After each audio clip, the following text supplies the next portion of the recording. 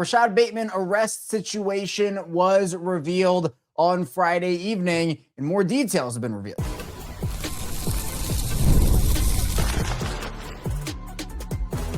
You are Locked On Ravens, your daily Baltimore Ravens podcast.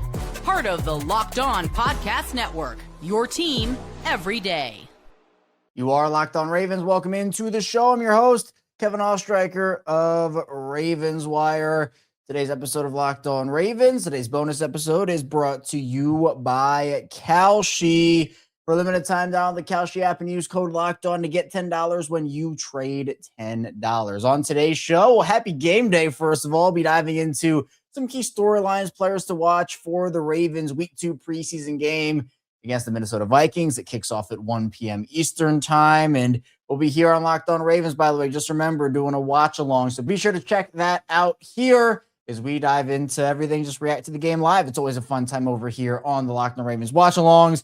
But in the first part of the show, more details were revealed on the Rashod Bateman arrest situation that came to light on Friday evening. It was a whirlwind of a day in terms of Rashod Bateman news, and there were some things that happened once I put out, because I reacted to it on Locked On Ravens PM.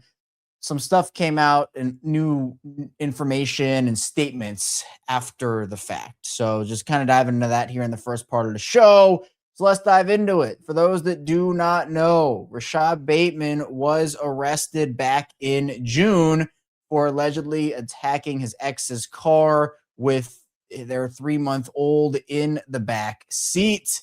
And there were other details that we had already covered about how authorities claim Rashod used an object to break the windshield and driver's side window of the alleged victim's 2021 Benz, and the glass shattered, according to the arrest warrant, caused multiple small lacerations to the alleged victim's face. And the attorney for Rashod Bateman says that Bateman surrendered himself to the Walton County Sheriff the same day. Now, there was a statement released by the Ravens, which we already covered this on Locked On Ravens PM, but just for those that didn't hear it, quote, "We are aware of the situation involving Rashod and have been in direct communication with him. We notified the league office and have been cooperating throughout the process. As this is a pending legal matter, we will not have further comment." Now, literally just a couple minutes after I had finished recording and I had uploaded the show yesterday, apparently there is a statement that was put out by Rashod Bateman's lawyer, Jordan Sieve at Reed Smith, tells TMZ. This is coming from there. Quote, "It is unfortunate that a personal family situation has been taken completely out of context for sensational reasons. We will let the court process play out and the facts will come to light at that time." So that's the statement from, Rashod Bateman's lawyer. I guess we'll just have to see, what happens with it. I mean, it's a crazy, wild situation. NFL spokesperson Brian McCarthy said that the Ravens have been in contact with the league regarding the matter, which is under review. So I guess that's another aspect of it as well that happened.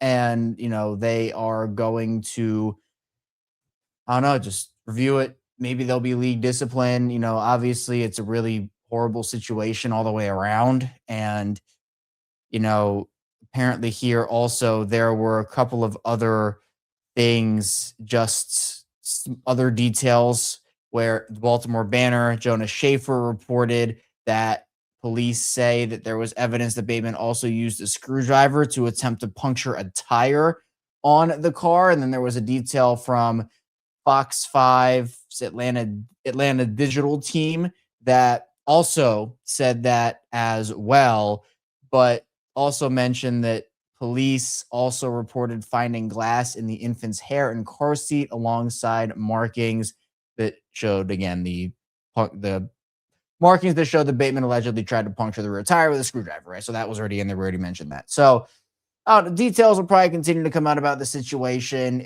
This is obviously coming on the heels after the fact that Aaron Wilson reported that the Texans were already, they were looking at trade options and Rashod Bateman was a potential target for them. This coming out just a couple hours later after that. the timing is interesting considering it happened in June and we're about two and a half months or so removed.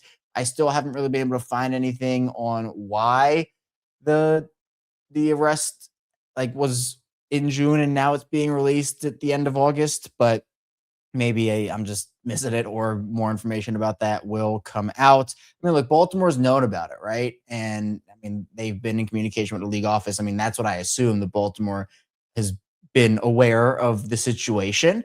And, I guess they've been handling it. Bateman missed some time around, I think it was around, I couldn't nail down the exact dates that Bateman wasn't there.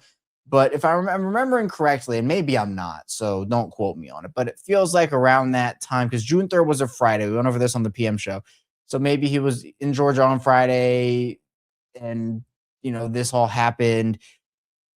Kind of a crazy situation all the way around. If Bateman were to be suspended for this or miss any time, we know who's in the wide receiver room if you want to talk about it from a football perspective. But, we'll probably continue to figure it out, right? Fox 5, the Atlanta Digital team, noted that according to affidavits filed in Walton County Superior Court, the initial dispute began at a home about 15 miles north, and the warrant filing showed Bateman was formally charged on June 3rd with first-degree criminal damage to property, family violence, battery, and reckless conduct. So that apparently, and we had already gone over the charges on the PM show as well. So look, it's a developing situation. It's one that I wasn't really expecting to talk about. I mean, this kind of came out of nowhere.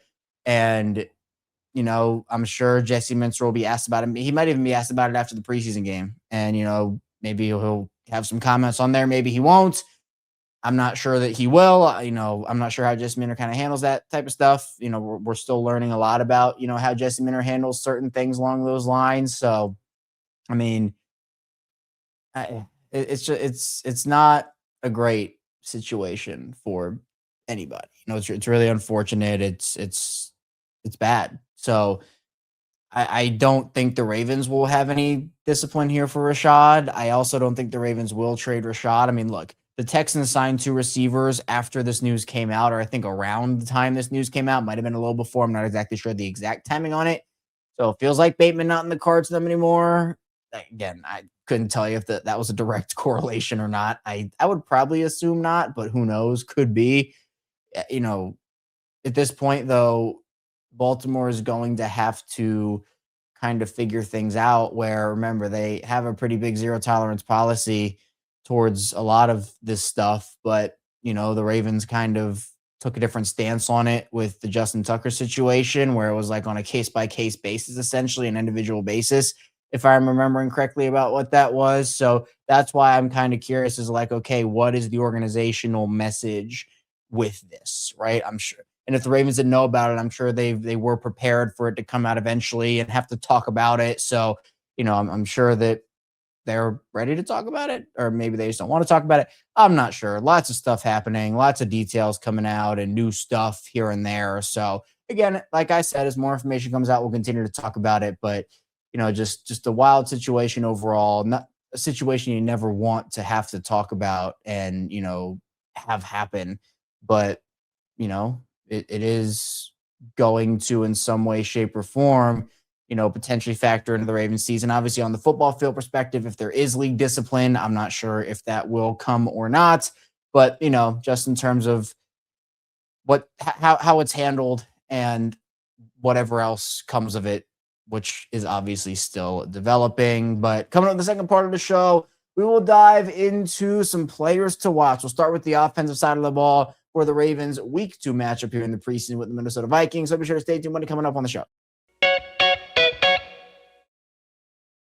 First, the show is brought to you by 5 Hour Energy. There are certain flavors that instantly feel like summer, and for a lot of people, those classic red, white, and blue freezer pops are right at the top of the list. Sweet cherry, lime, blue raspberry, it's one of those nostalgic summer flavors everybody recognizes. Now, 5 Hour Energy is bringing that flavor combination into the new Firework Freeze 5 Hour Energy shot, blending sweet cherry, zesty lime, and electric blue raspberry into one refreshing shot inspired by those iconic summer freezer pops.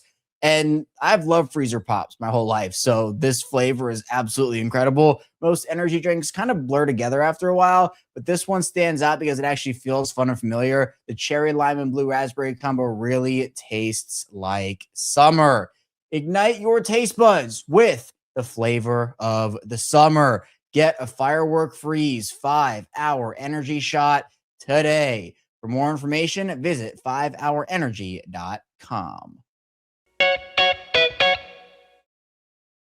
Moving along, Locked On Ravens, Kevin Oestreicher still here with you on this Saturday bonus edition of Locked On Ravens. Thanks so much for being here and making Locked On Ravens a part of your day and your first listen each and every single day. We have you covered here at 5 days a week, plus more of daily Ravens coverage and content Monday through Friday, 6 a.m. and 6 p.m. Eastern time. Plus, we have bonus episodes, instant reactions, watch along with the squad show, and so much more. Plus, we have Locked On Ravens Hit, which is the new Locked On Ravens channel. I mean, obviously, nothing's going on with this channel. Everything's staying the same, but it's the new channel under the Locked On Ravens umbrella. It's another essentially version of Locked On Ravens, the mini version of Locked On Ravens with quick hits and quick takes, but it's not many in terms of content. Plenty going on over there as well. So be sure to hit the like and subscribe button for even more Locked On Ravens coverage and Ravens coverage alongside everything we got going on here on the main Locked On Ravens channel. But happy game day. It's a good day. Hopefully the Ravens can get another win in the books against the Vikings here. Again, game kicks off at 1:00 p.m. Eastern time, which we'll be right back right here on Locked On Ravens then doing our Locked On Ravens watch along for the game, which is awesome. I'm excited for this one. You know, I think after these two teams had two joint practices against each other, there is going to be, you know, a lot of familiarity with both sides and, you know, intensity for sure as well. Again, going up against Brian Flores is going to be a really tall test for these guys. Now, again, it's not going to quite be exactly the guys that were on the field for both teams in joint practices in this preseason game, right? I mean, you're going to not have a ton of your starters play, I think, on both sides for the Ravens and the Vikings. But I think a lot of time to, you know, put in some good work against each other. Like, I genuinely do believe that, and I'm excited to see a lot of these guys step up. So, on the offensive side of the ball, very curious to see for Baltimore if Joe Fagnano can continue his strong stretch of what we saw from him in the Ravens Week 1 game against the Philadelphia Eagles. I mean, Fagnano was really, really good. It's really the one interception was the blemish on his day. He went 22 of 28, 224 yards, 1 touchdown, 1 interception. Looked really cool, calm and collected. Was able to get on the move really effectively. And that's something, too, I'm looking to see from Declan Doyle as well. Is continuing his strong start as well. I thought it was a really solid game from him. Baltimore just dominated Philly. So I'm really hoping that that can continue to be the case. Now, in the running back room, I'm hoping Adam Randall can have a more consistent showing for me. I think that's the big thing, just consistency for Adam Randall. 12 for 46, had a really nice 7-yard touchdown run, but did struggle in some aspects. So I'm hoping he can be a little bit more consistent. You know, Dante McMillan had a really nice game. Curious to see if he can continue his strong stretch there. Wide receiver-wise and just receiver-wise in general, obviously all eyes on Jacoby Lane. I'm not sure how long he's going to play for, but you know, in his snaps, I am hoping that he can go out there and, hey, scored another touchdown. It'd be pretty cool. All right, let's manifest that together. We can manifest that together for Jacoby Lane. So, but again, like, just being able to show his contested catchability, even just some of the separation stuff. He's not a crazy separator, but I do think that if he can show just a little bit there, which I think we have seen at points over the course of training camp and the joint practices as well, it's like a cherry on top for Jacoby Lane, which would be awesome. Elijah Surratt, you know, he led the team in both receptions and yards in the game in week 1. So if he can continue that, it seemed like he was always in the right spot at the right time, was, you know, Joe Fagnano's best friend, it felt like out there, which was awesome. So I think those two guys are who I have my eye on there, but tight end wise too. Like, I want Matt Hibner to continue to have a great game. Felt like he was another security blanket for Joe Fagnano over the course of the game. Josh Cuevas only had 1 catch for 11 yards. So maybe if he gets involved a little more, that would be awesome. You know, I'm curious to see how much Tez Walker plays as well. And it could be telling based off of how much Tez and Jacoby play, kind of who's where in that. I don't even know if I want to call it a competition, but kind of in that situation. Outside of that, you know, LeJohntay Wester, another guy, had 3 targets in the game in week 1, but did not come down with a catch. But, you know, seems like a lot of people really, really like LeJohntay Wester in that organization. And think he can have some level of a role this season. So I hope that he can get more involved as well. On the offensive line, obviously Vega, Ioane, not really sure how long he's going to play either, but, he was awesome in that first preseason game, and I would love to see another repeat performance from him. But obviously the center spot is going to be the one, right? Ethan Posick and Javon Gwen. This apparently being the ramp-up period for Ethan Posick in preseason week number 2. And then, Javon Gwen with the Danny Pinter injury, which, again, not going to see Danny Pinter for the season, assuming the Ravens do confirm the injury, which, again, Ian Rappaport and Mike Garafolo reported that is a torn patella tendon. So, just can Javon Gwen continue to perform and build momentum off of what we saw from him in week number 1 of the preseason, because he was awesome. And then for Posick, just, going out there and performing well. I'm assuming that Posick is the guy right now, but Gwen certainly, it's a real competition. And I do believe it's going to be a photo finish. Emory Jones, I want to see a better performance from him. It was tough for him in week number 1. I'm hoping he can do a better job. Curious to see Carson Vincent as well continue to play. He was playing with some physicality, had a bit of a mean streak going for him. So Carson Vincent is another offensive lineman that I'm really, really curious about as well. But, outside of that, just, other fringe roster guys or fringe practice squad guys, it's a lot to like on the offensive side of the ball in week number 1. And I'm hoping, again, we see the under center stuff, the play action, running back screens, like Declan Doyle play calling. Still very basic and very vanilla, but really cool as well. Coming up, though, in the final part of the show, we'll be diving into the defensive side of the ball, talk some special teams as well. There's a lot more to get to here on Locked On Ravens. First, the show is brought to you by Kalshi. Before season even kicks off, everyone's making predictions. Who wins the division? Who makes the playoffs? Who's lifting the trophy at season's end? On Kalshi, America's #1 prediction market platform, you can trade those predictions in a live market. And let's ask the question, will the Ravens win the AFC Championship this season? Well, the Ravens are currently trading at 13%, meaning an $100 trade would pay out $725.07 if they take home the title. On Kalshi, you're trading against peers in a live market, meaning there's no house, and as the probability changes, you can buy in and out of your position, trade the draft pick, the game, and more on Kalshi. Download the Kalshi app and use code LOCKEDON to get $10 when you trade $10. KLSHI, Kalshi, trade on anything. 18 plus only. Restriction and eligibility requirements apply. Event contract trading involves risk and may not be suitable for all investors. Kalshi products are not available in all jurisdictions. Prices, values, and available markets may differ from those mentioned. For more information, see kalshi.com/regulatory. Continuing on, Locked On Ravens, Kevin Oestreicher still here with you on this game day Locked On Ravens bonus edition of the show here on Saturday. Thanks so much again for being here, making Locked On Ravens a part of your day and your first listen each and every single day. If you have a friend or a family member who's a Ravens fan or just want some daily Ravens coverage, be sure to send them over here our way on Locked On Ravens. We have them covered just like we have you covered here on the show. Plus, you can follow me on social media at KaosStriker34 on Twitter, Instagram, TikTok, the whole 9 yards. And again, just want to remind everybody, we will have the watch along at 1 p.m. here on Locked On Ravens, but we will also have the instant reaction for the game right after the game ends, about 15 to 20, maybe 30 minutes max after. We'll start that up, and then after that, we will have the Locked On Ravens squad show, myself, Sam Njoku, and former Ravens receiver Kadri Ismail. So lots and lots and lots of Ravens content on game days. I'm loving it. I love it. We're back with it. This feels like a Sunday, doesn't it? Like 1 o'clock p.m., game kicking off then, like football vibes are so back. I love it. I love it. All right, let's get into the defensive side of the ball here. Another dominant showing from them. Well, I shouldn't say another. This was the first dominant showing we saw from Jesse Minter's defense, because it was the first showing we saw from Jesse Minter's defense in a Ravens, I guess, uniform. I mean, Jesse Minter doesn't really wear a uniform. I guess he wears a Ravens shirt or sweatshirt, whatever he's wearing that day. So but you know what? We'll just say it's a Ravens uniform. Why not? On the defensive side of the ball, I feel like the guy that I'm most excited to see, I'm hoping that some of these pass rushers can really step up.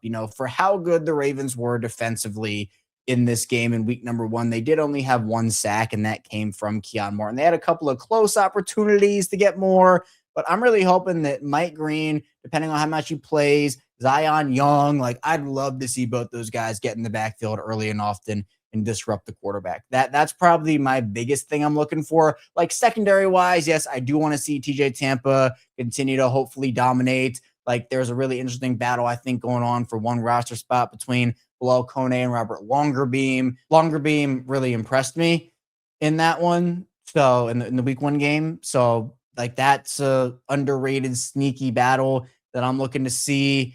Outside of that, you can look at other guys. Like I'm not sure how much Cam Martin's going to play, but I mean, obviously if he does, I expect more greatness from him because I know he is that good. Kayvon Wallace, though, is a guy, right? 5th safety potentially. He's someone that right now I do not have on my final 50-man roster, not because of Kayvon Wallace, just because of the fact that I don't think Baltimore keeps 5 safeties, but clearly he is the 5th safety. Keandre Jackson is the 4th safety. Keandre Jackson will be making this roster, in my opinion. So it's up to Kayvon Wallace to show the Ravens, hey, you need to keep me as this 5th safety. He had a pretty decent game in week number 1 of the preseason, but short practice wise, he showed up. He had a pick 6, he had a fumble and recovery. Like he was doing one. Actually, I just realized on the box score on ESPN, but I was like not freaking out, but I was like, why are they showing like 33, number 340, number 360 for offense? Why is Austin Reed number 150? It's offense and defense. It's 15-0 because Kayvon Wallace is 26D. So, okay. So that is 26 on defense for Kayvon Wallace. All right. That's a realization. That makes a lot more sense. But anyway, I kind of just going through realizations live here on the show. I hope for Broderick Washington's sake that he has a better day than he did in week number 1. I think he needs it, not for his roster spot, but just like he signed the revised contract. It's fully guaranteed now at $2 million. Like he needs to have a better showing than he did. That he was one guy I was pretty disappointed with on defense. But then you look at some of the other pass rushers like Ethan Burke, Anissa Isaac, Kamon Rucker. Those guys probably competing for one spot with that 5th outside linebacker spot. CJ Okoye is another guy that I'm really intrigued by. Again, those guys at the back end of the defensive line battle, especially with Broderick Washington getting that deal, they're going to need to take advantage of every opportunity that they can get. So, yeah, it's just like the starter spots outside of center all across the board. There really aren't any of those competitions. It is really for end of roster battles, which it's intriguing. Those guys make impacts for you. And I think it's a really big deal. Now, obviously on the special team side of things, Tyler Loop is probably one of the biggest storylines of this entire game for the Ravens. Missed the 49-yarder in week 1 of the preseason. That was the first kick he attempted after the Pittsburgh kick that he missed. I would love to see Tyler hit a 50-yarder or 50-plus yarder in this game. Went 1 for 4 from 50 last season. The kickoffs were pretty good in the week 1 preseason game, and I thought that he bounced back well after the miss. But obviously, we heard about him going 6 for 6 at the end of joint practices against the Vikings. Like, there's a difference, though, obviously, between doing it in practice, and he's been great kicking in practice, according to all reports. But, there's a difference between doing that and, hearing all those reports about him and then doing it in a game. You need to be able to do it in the game consistently. He was able to bounce back after the miss, but, the miss itself from 49 itself, obviously that wasn't wonderful. So hopefully Luke can have a perfect night or a perfect afternoon on the afternoon. And then Ryan Eckley, obviously, wasn't a great first punt for him, but just continue again, giving these guys to the end of the preseason. And I'm not talking about like in terms of cutting them or not. I mean, the Ravens haven't brought in competition for Luke to this point. I don't think they're going to. I mean, we're about to play week 2 of the preseason here. And, I think that these are the guys, they picked Loop last year. They picked Eckley this year. They're going to rock with these guys. I feel like, whether that's the right decision or not, we shall see. But again, like Eckley has not played a down in the NFL. So it's very, very early to, judge him. And, for Tyler Loop, obviously still a 2nd-year guy. I don't want his career to be defined by one kick. But again, if it just continues to be an issue, and he's not going to make every single kick ever, right? I also want to say that. But, there are other conversations that will be had about both guys if they struggle. But if they do well, then those conversations do not matter. And I'm hoping that both those guys can.